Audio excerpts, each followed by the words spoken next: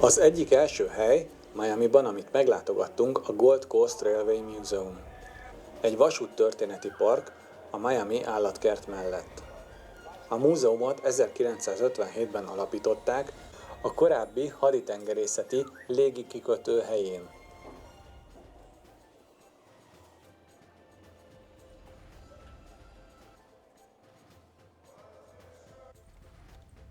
Már csak a két oszlop maradt a hangárból hírmondónak, az egyik bejárat tartó pillérei. Annó itt tárolták a ceppelineket. Több mint 40 vasúti kocsi található itt, de jó néhányuk egyébként eladó, mint megtudtuk. Két gőzmozdony, faburkolatú speciális hálókocsi, háborús kórházi kocsi, sőt még gumikerekű reptéri kocsik is vannak. Egy külön terembe pedig egy régi kis gőzös és terepasztalok.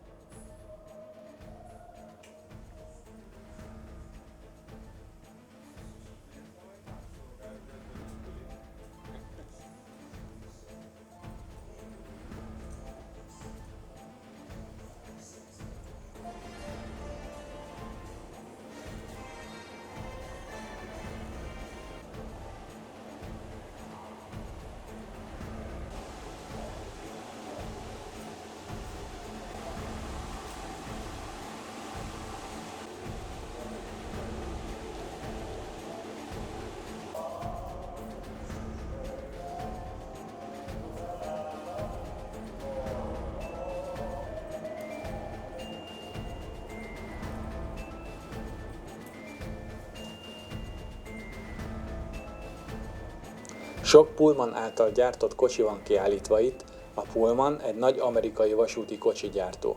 1862-ben alapította George Pullman, és 1968-ban ment csődbe. Igen elegáns és különleges kocsikat is gyártott, valamint teljesen egyszerűeket is. Az egyik legkülönlegesebb a Ferdinand Magellan kocsi, ami az elnöki vasúti kocsi volt. Ez külön $5 látogatható belülről. Viszont megéri. A kocsit 1929-ben építette a Pullman cég, mint egyedi luxus magánkocsit 6 másikkal együtt, amelyek mindegyike híres felfedezőről kapta a nevét. Volt David Livingstone, Henry Stanley, Marco Polo, Robert Peary, Roald Amundsen. A kocsit 1943-ban vásárolta meg az állam Rooseveltnek, és a Pullman cég teljesen felújította, valamint golyóállóvá tette és megkapta a US Railcar Number 1 nevet. Van benne konyha, ahol 3 séf dolgozott, szemétledobó, jéghűtő, kávéfőző, daráló, valamint a személyzettek külön pihenőrész.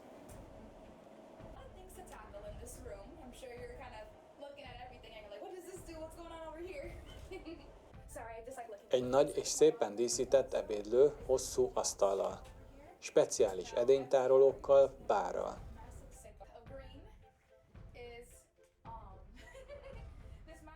Itt látható az egyik ablaküveg is, mintegy 15 cm vastag, több rétegű üveg.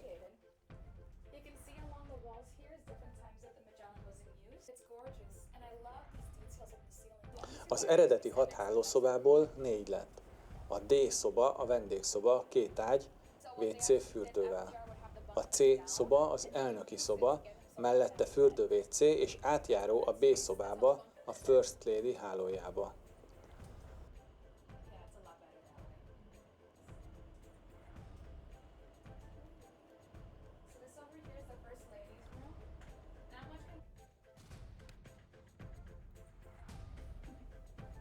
Az A szoba pedig egy külön bizalmas tárgyaló. A kocsi végén egy nappalit található kanapéval és fotelekkel. Innen lehet a kocsi végén lévő pulpitushoz kijutni, 1-2 tonnás ajtón keresztül. A kocsiból egy vészkijárat van a tetőn, arra az esetre, ha felborulna, olyasmi, mint a tengeralattjárók ajtaja.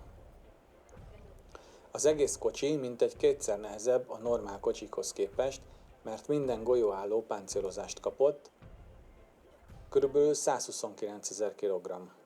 Érdekessége, hogy folyamatosan légkondicionált, mert állítólag a múzeum kap pénzt az államtól, hogy legyen mindig ultrakész állapotban, bár nem valószínű, hogy vala is használnák újra. Ez pedig a California Zafir, egy kaliforniai szerelvény nagyon érdekes belsővel. Egy része le volt zárva, de kérésünkre kinyitották. Érdekességei a felső panoráma szint és alul is panoráma kilátás van körüveggel. Különös díszítései vannak, például az étkező kocsi falfestéssel és bőrberakással.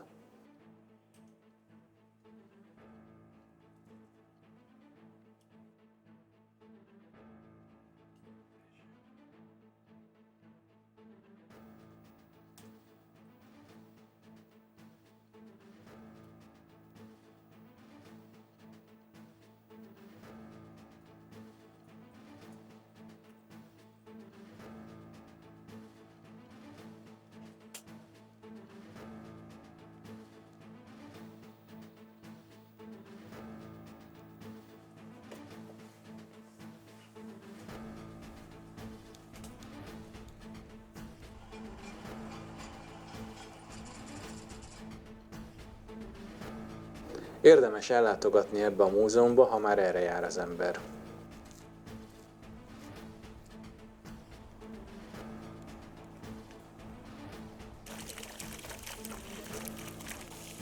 Ez a Vizcaya ház és kert Miamiban, a központtól nem is vészesen messze. A házat a Biscayne-öböl partján James Deering építtette, a Deering Harvester Company tulajdonosa, ami cégegyesülések után International Harvester Company lett.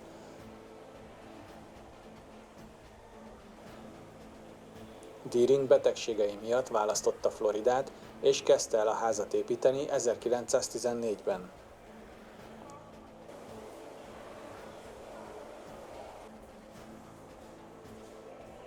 Csak 22-re lett kész, és jellemzi az európai, de főleg az olasz reneszánsz hatás. Az alap olyan, mint a Pompei házak, nagy belső udvarral, ma már üvegtető került rá. De van görögös, rómaias stílusjegy, sőt, még távol-keleti hatású szoba is.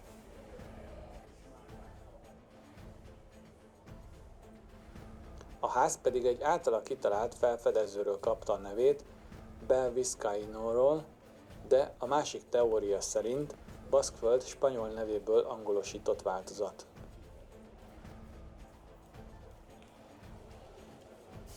A berendezésen is az európai elit hatása érezhető, és ez nem is volt titkolva, kifejezetten hangoztatta, hogy megkívánja mutatni, hogy Amerikában is tudnak olyat építeni, mint Európában, és tudnak olyan fényezőek is lenni.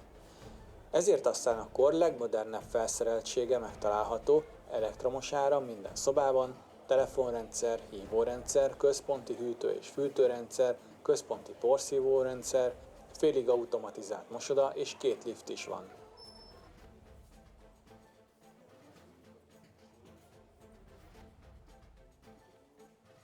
A földszinten könyvtár, zeneszoba, ebédlő, reggelizőszoba, konyha és Deering saját szobái találhatóak.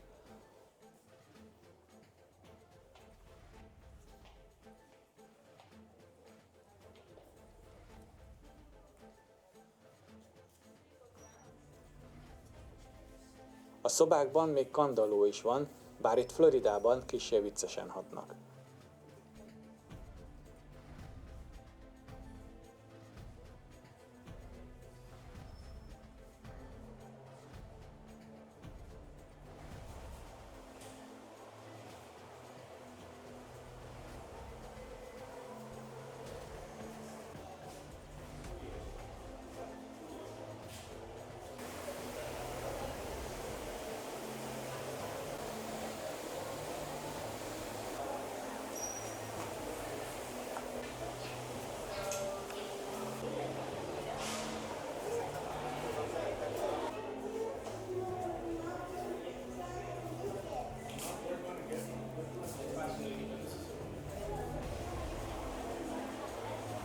Az emeleten 9 vendégszoba található, mindegyik díszítése más, és a stílusok is eltérnek. Mindegyik saját nevet kapott.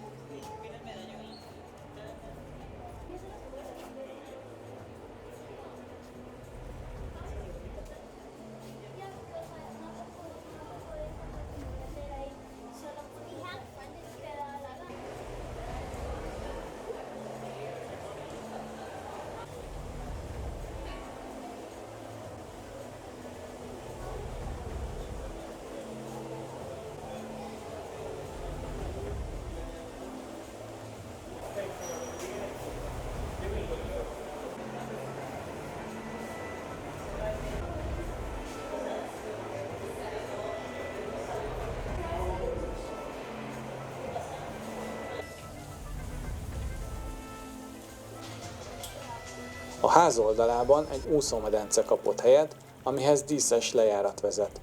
Az árkádos része is gazdagon díszített.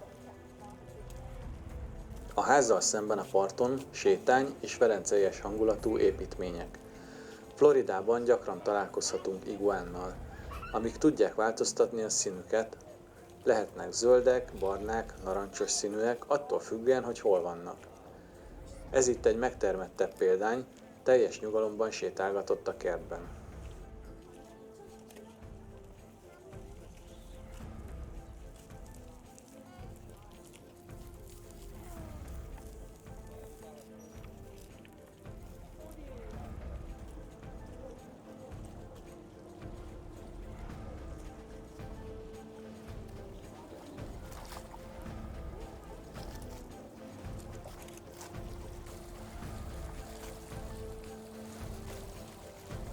Kertbe szintén mindenféle különleges, egyedi épület került, például a velencei hajó a házzal szemben a vízben, fapagoda, barlang, velencei kikötő, de van itt még tó, szökőkutak és vízesés is.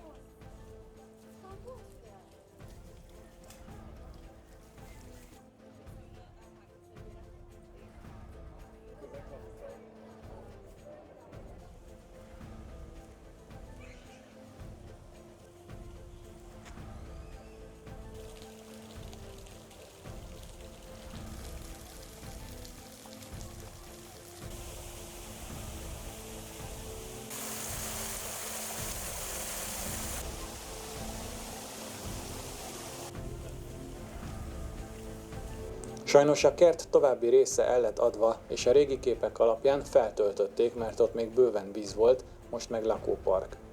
Deering nem sokáig élvezhette a kész házat és a parkot, mert 1925-ben elhunyt. Idén, 2022-ben kerek 100. évét ünnepelte a ház és a park.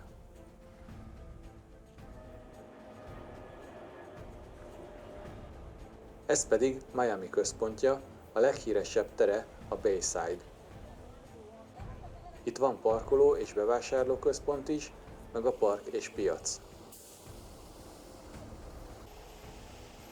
A központból indulva városnéző buszozásra indultunk. Azt reméltem, hogy le tudunk itt-ott szállni, de kiderült, hogy a busz fél óránként jár, és már csak 2 lesz aznap, így körülmentünk vele.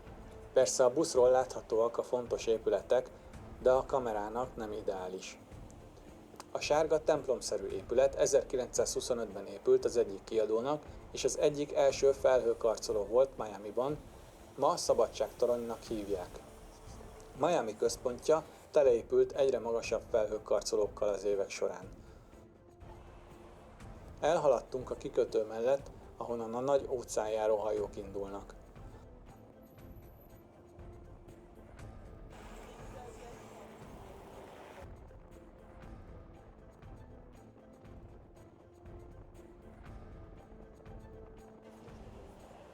Ez pedig már Miami Beach, ami nem csak a tengerpartjáról ismert, hanem az Art Deco épületeiről is. Ha nem is mind, de elég sok fennmaradt, ma már védelem alatt állnak. Több mint 800 épült 1923 és 43 között. Ezek az épületek még ma is érdekesek és különlegesek.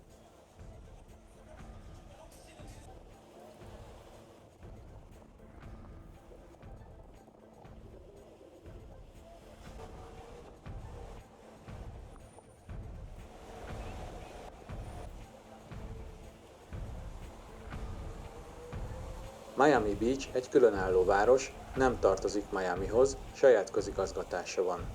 Érdekesség, hogy a terület első lakói 1870-ben egy apa-fia páros volt, akik 75 centért vették meg hektáronként, ami a mai Miami Beach.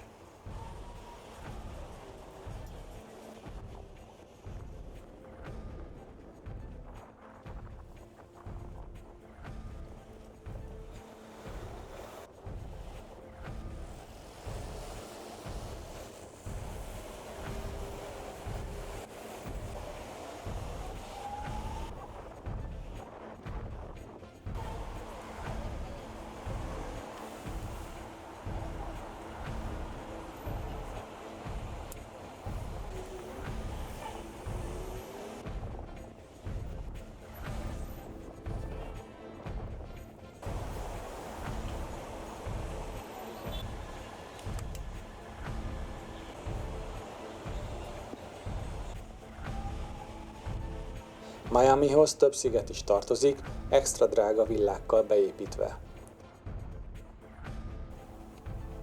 Miami az egyetlen nagyváros, amit nő alapított. Az egész területen citrust termelt, és győzködte Flaglert, hogy hosszabbítsa meg a vasútvonalát idáig. 1896-ban alapították Miamit, mint várost, és 300 lakója volt. Ez pedig már Wynwood District, ami arról híres, hogy a legtöbb házon graffiti jellegű festések vannak. Van jobb és rosszabb, komolyabb és viccesebb is köztük.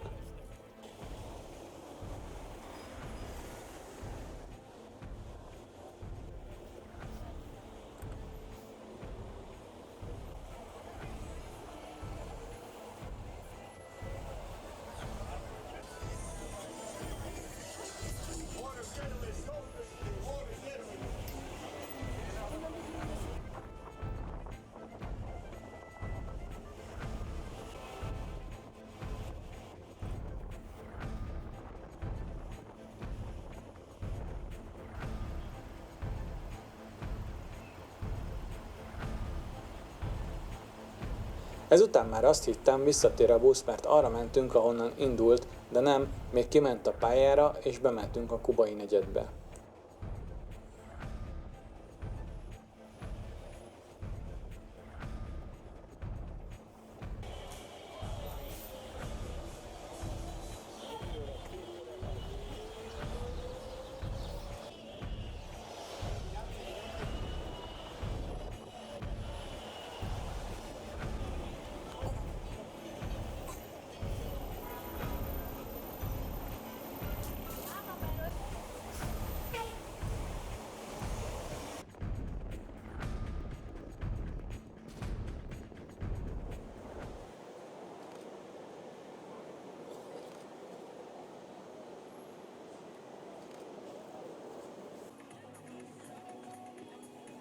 Este még volt egy séta Miami Beach-en, ahol a főút a part mellett le volt zárva, és mindenhol valamilyen buli volt.